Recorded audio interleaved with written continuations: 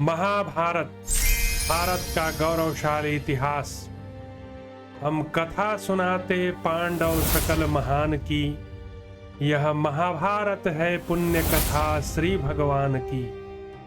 जम्बू दीपे भरतखंडे आर्यावर्ते भारतवर्षे एक नगरी है विख्यात हस्तिनापुर नाम की। यह जन्मभूमि है पांडव सकल महान की। यह महाभारत है पुण्य कथा श्री भगवान की।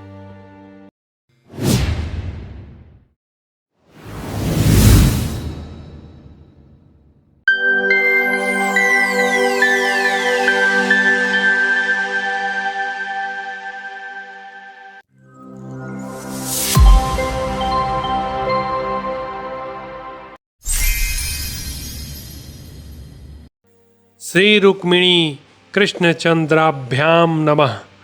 महाभारत भारत का गौरवशाली इतिहास। द्रोण पर्व। प्रतिज्ञा पर्व। अर्जुन को स्वप्न में ही पुनः पाशुपतास्त्र की प्राप्ति।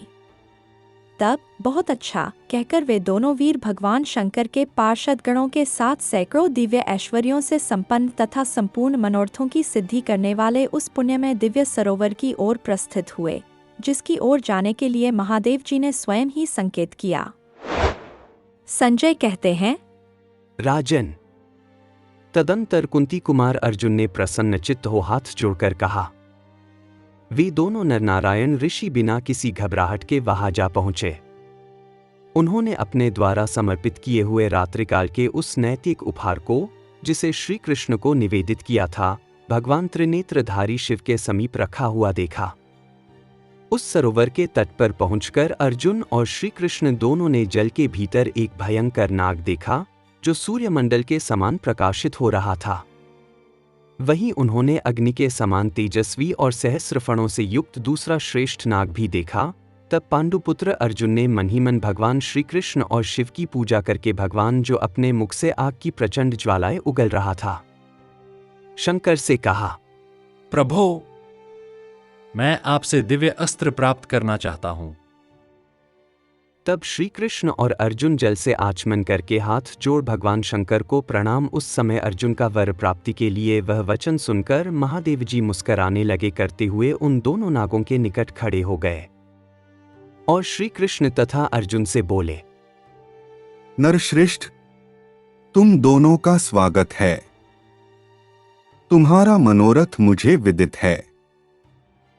तुम दोनों जिस ब्रह्मस्वरूप अप्रमेय शिव की को सब प्रकार से शरण लेकर उन्हें प्रणाम किया है, कामना से यहां आए हो, उसे मैं तुम्हें दे रहा हूं। शत्रुसूदन वीरो, यहां पास ही दिव्य अमृतमय सरोवर है। वहीं पूर्व काल में मेरा वह दिव्य धनुष और बाण रखा गया था, जिसके द्वारा मैंने युद्ध में संपूर्ण देव शत्रुओं को मार गिराया था। कृष्ण, तुम दोनों उस सरोवर से बाण सहित वह उत्तम धनुष ले आओ। तदंतर भगवान शंकर की महिमा से वे दोनों महानाग अपने उस रूप को छोड़कर दो शत्रुनाशक धनुष बाण के रूप में परिणत हो गए। उस समय अत्यंत प्रसन्न होकर महात्मा श्री कृष्ण और अर्जुन ने उस प्रकाशमान धनुष और बाण को हाथ में ले लिया। फिर वे उन्हें महादेव जी के पास ले आए और उन्हीं महात्मा के हाथों में अर्पित कर दिया। तब भगवान शंकर के पार्श्व भाग से एक ब्रह्मचारी प्रकट हुआ, जो पिंगल नेत्रों से तपस्या का क्षेत्र, बलवान तथा नीलोहित वर्ण का था। युक्त वह एकाग्रचित्त हो उस श्रेष्ठ धनुष को हाथ में लेकर एक धनुर्धर को जैसे खड़ा होना चाहिए वैसे खड़ा हुआ। फिर उसने बाण सहित उस उत्तम धनुष को विधिपूर्वक खींचा। उस समय अचिंत्य पराक्रमी पांडुपुत्र अर्जुन ने उसका मुट्ठी से धनुष पकड़ना, धनुष की डोरी को खींचना और विशेष प्रकार से उसका खड़ा होना, इन सब बातों की ओर लक्ष्य रखते हुए भगवान शंकर के द्वारा उच्चारित मंत्र को सुनकर मन से ग्रहण कर लिया। तत्पश्चात अत्यंत बलशाली वीर भगवान शिव ने उस बाण को उसी सरोवर में छोड़ दिया। फिर उस धनुष को भी वहीं डाल दिया। तब स्मरण शक्ति से संपन्न अर्जुन ने भगवान शंकर को अत्यंत प्रसन्न जानकर वनवास के समय जो भगवान शंकर का दर्शन और वरदान प्राप्त हुआ था, उसका मन ही मन चिंतन किया और यह इच्छा की कि मेरा वह मनोरथ पूर्ण हो।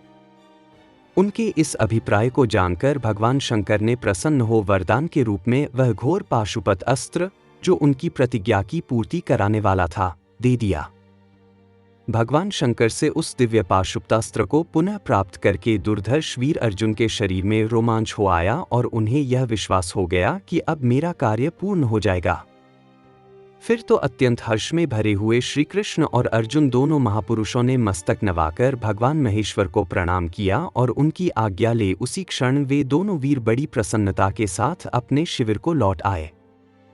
जैसे पूर्व काल में जंभासुर के वध की इच्छा रखने वाले इंद्र और विष्णु महासुर विनाशक भगवान शंकर की अनुमति पाकर प्रसन्नता पूर्वक लौटे थे, उसी प्रकार श्री कृष्ण और अर्जुन भी आनंदित होकर अपने शिविर में आए।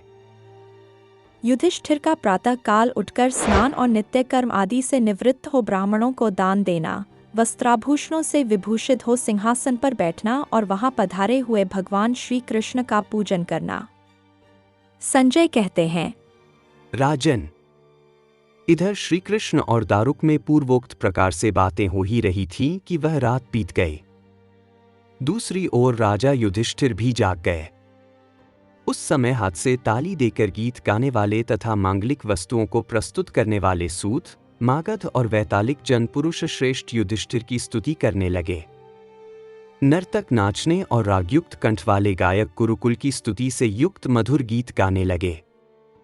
भारत, सुशिक्षित एवं कुशल वादक अत्यंत हर्ष में भरकर मृदंग, झांझ, भेरी, पणव, आनक, गोमुख, आडंबर, शंख और बड़े जोर से बजने वाली दुंदुभिया तथा दूसरे प्रकार के वाद्यों को भी बजाने लगे।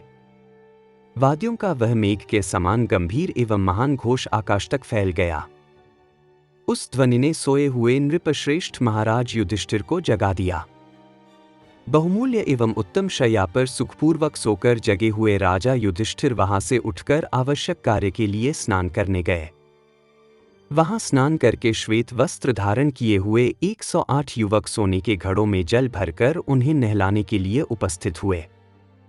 उस समय एक हल्का वस्त्र पहनकर राजा युधिष्ठिर भद्रासन, चौकी पर बैठ गए और चंदनयुक्त मंत्रपूत जल से स्नान करने लगे। सबसे पहले बलवान तथा सुशिक्षित पुरुषों ने सर्वौषधि आदि द्वारा तैयार किए हुए उपटन से उनके शरीर को अच्छी तरह मला, फिर उन्होंने अधिवासित एवं सुगंधित जल से स्नान किया।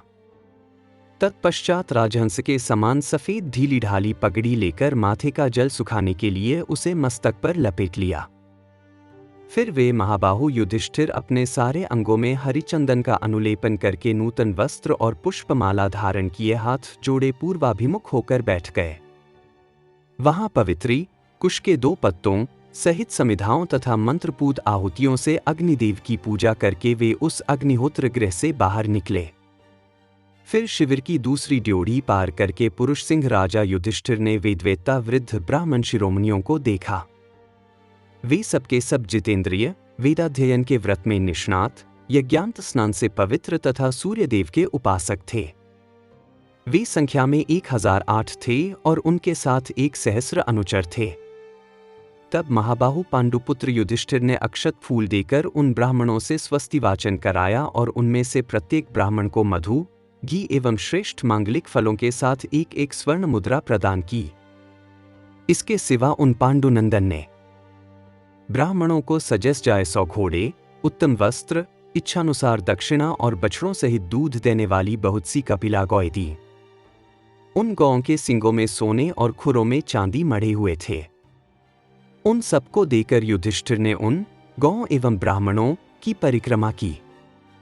तत्पश्चात सोने के बने हुए स्वस्तिक, सिकोरे, बंद मुंह वाले अर्धपात्र, माला, जल से भरे हुए कलश, प्रज्वलित अग्नि, अक्षत से भरे हुए पूर्ण पात्र, बिजौरा नींबू, गोरोचन, आभूषणों से विभूषित सुंदरी कन्याएं, दही, घी, मधु, जल, मांगलिक पक्षी तथा अन्यान्य भी जो प्रशस्त वस्तुएं हैं, उन सबको देखकर और उनमें से कुछ का स्पर्श करके कुंती नंदन युधिष्ठिर ने बाहरी ड्योढ़ी में प्रवेश किया।